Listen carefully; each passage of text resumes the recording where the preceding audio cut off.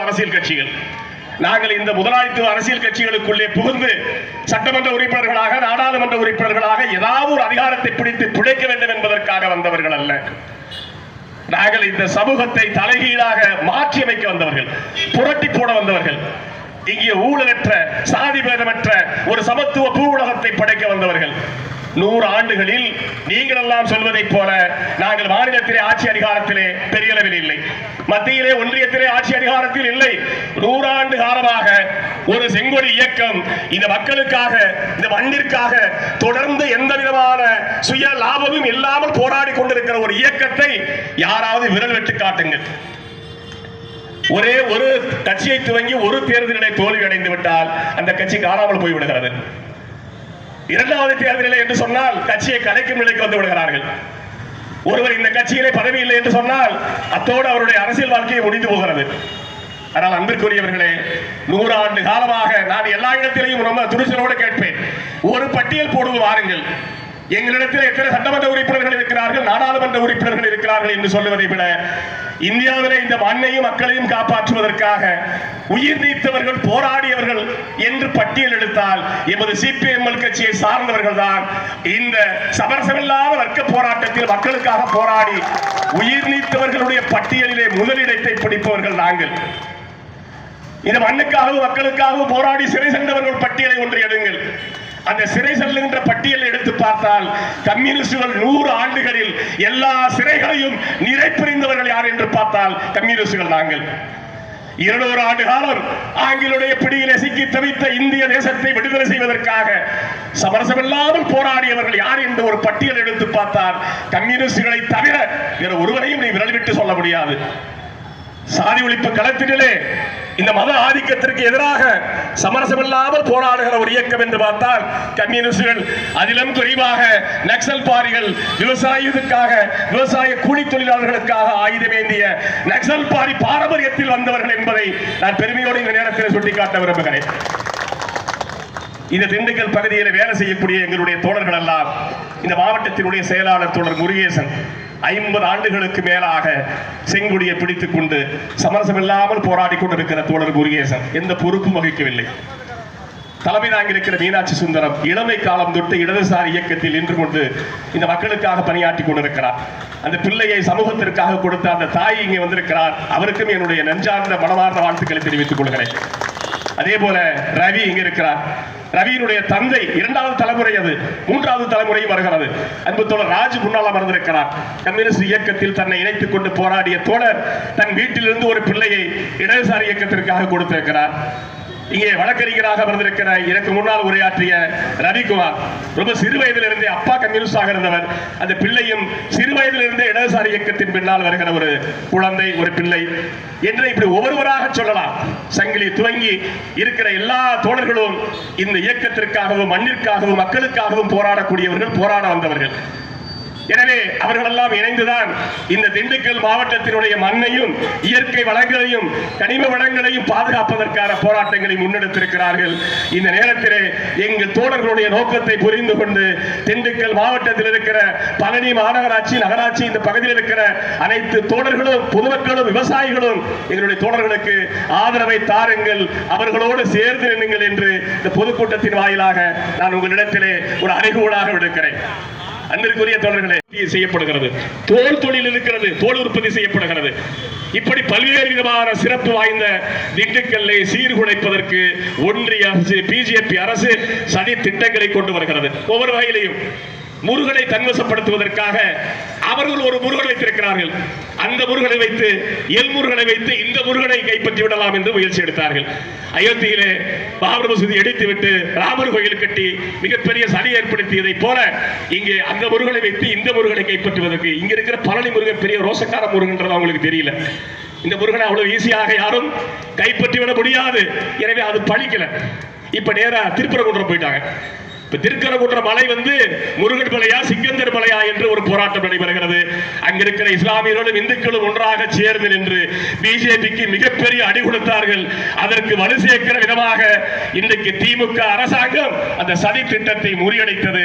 அந்த முறியடித்த அந்த தமிழக அரசுக்கு இந்த நேரத்தில் இந்த பொதுக்கூட்டத்தின் வாயிலாக என்னுடைய பாராட்டுக்களை சிபிஎம் கட்சியின் சார்பாக தெரிவிக்கிறோம். இது அயோத்தி அல்ல. நாங்கள் திருப்பரங்குன்றத்தை தென் மாநிலத்தினுடைய அயோத்தியாக மாற்றிவிட மாட்டோம் என்று முடிவெடுத்து தடுத்து நிறுத்திய தமிழக அரசிற்கு இந்த நேரத்திலே நன்றியை தெரிவிக்கிறேன். எனவே இப்படி அவர்கள் பல முயற்சி எடுக்கிறார்கள். இயற்கை வளங்களை நாசப்படுத்துவது, நம்மளுடைய தமிழ்நாட்டினுடைய பாரம்பரியத்தை, தன்னுடைய தொன்மையை அனைத்தையும் சீரழிப்பது, சிதைப்பது என்று ஒவ்வொரு படிப்படியாக இந்த அரசு செய்து கொண்டிருக்கிறது. எல்லா இடத்திற்கும் நாம் அடி கொடுத்துக் கொண்டிருக்கிறோம். இப்படியாவது இங்கே ஒரு காலூன்றி விட வேண்டும் என்று பிஜேபி பல முயற்சி எடுத்தாலும் கடந்த நாடாளுமன்ற தேர்தலிலே 40 தொகுதிகளிலே புதுச்சேரி உள்ளிட்ட 40 தொகுதிகளில் ஒரு இடத்தை கூட அவர்களுக்கு நாம் தரவில்லை. தமிழ்நாட்டு மக்கள் 2026 சட்டமன்ற தேர்தல் வரப்போகிறது. தேர்தலிலே என்ன செய்யலாம் என்று பல வித்தைகளையும் போட்டுக் கொண்டிருக்கிறார்கள். 2026 தேர்தலிலும் பிஜேபியை சார்ந்த கூட்டணிக்கு தமிழ்நாட்டு மக்கள் இடம் தர மாட்டார்கள் என்ற செய்தியை நாம் சொல்ல வேண்டும். யார் வர வேண்டும் என்பது ஒருபுறம் இருக்க, யார் வரக்கூடாது என்பதில் ஒரு தெளிவு இருக்க வேண்டும். இந்த மண் கம்யூனிஸ்டுகள் களமாடிய மண், சீனிவாச ராவ் களமாடிய மண், கம்யூனிஸ்டுகளை இந்த பகுதியில் நின்று போராடியவன், சாதிக்கு எதிராக பல்வேறு சமூகத்தை சார்ந்தவர்களை, சாதியை சார்ந்தவர்களை, உழைக்கும் மக்களை ஒன்று திரட்டி போராடிய களம் கண்ட இந்த மண்ணில் பாசிச சக்திகளுக்கு இடமில்லை, RSS செங்கரிவார் கூட்டத்திற்கு இடமில்லை.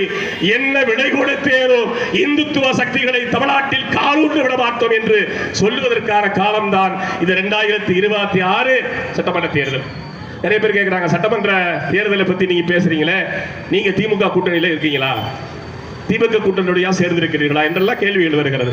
இந்திய கூட்டணியில் இருக்கிறோம். ஏன் இந்தியாவை பிடித்து ஆட்டுகிற இந்த பாசிச பிஜேபியை தோற்கடிக்க வேண்டும் என்பதற்காக, தன்னுடைய வாக்குகள் எங்கும் சிதறிவிடக் கூடாது என்பதற்காக இந்திய கூட்டணியிலே சேர்ந்திருக்கிறோம். அதே போல இந்திய கூட்டணியிலே சேர்ந்து நின்று அதிகாரத்தை வேண்டுமானால் பிடிக்க முடியாமல் போகலாம்.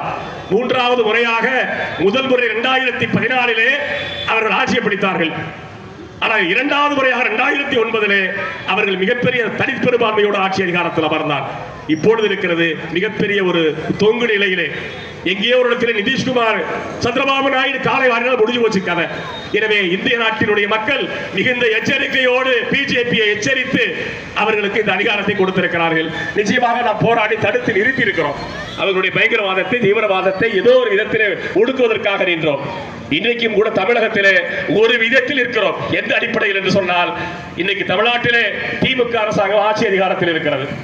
எனவே திமுக அரசாங்கம் மாநில உரிமைகளுக்காக, மாநில கல்வி உரிமைகளுக்காக, மாநிலத்தினுடைய மக்களுடைய உரிமைகளுக்காக போராடுகிற போது, இந்துத்துவாவை பாசிச சக்திகளை எதிர்த்து போராடுகிற போது அதற்கு வலி சேர்க்கிற விதமாக திமுகவோடு சேர்ந்து நிற்போம். பாசிசத்தை வீழ்த்துவதற்கு கரம் கோர்த்து சேர்ந்து நிற்போம். ஆனால் தோழர்களே, ஒரு விதத்தில் சமரசம் செய்து கொண்டல்ல.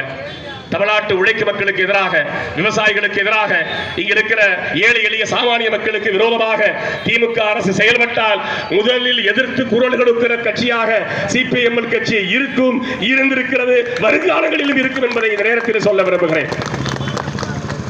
தமிழ்நாட்டினுடைய முதலமைச்சரை கடந்த ஒரு வாரத்திற்கு முன்பாக பீகாரில் இருந்து வருகை தந்திருந்த நம்முடைய நாடாளுமன்ற உறுப்பினர் ராஜாராம் சிங் அவர்களும், நமது அரசியல் தலைமைக்குழு உறுப்பினர் திரு சங்கர் அவர்களும் நாடும் சென்று முதல்வரை சந்தித்தோம். ஒரு அரை மணி நேர உரையாடல். ஆனால் அன்பிற்குரியவர்களே, இந்த நேரத்தில் யார் சந்தித்தாலும் எங்களுக்கு எத்தனை சீட்டு தருவீர்கள், எங்களுக்கு ஏதாவது ஒன்று பார்த்து கொடுங்கள் என்று பேரம் பேசுகிற ஒரு சந்திப்பாகத்தான் இந்த சந்திப்புகள் இருக்கும்.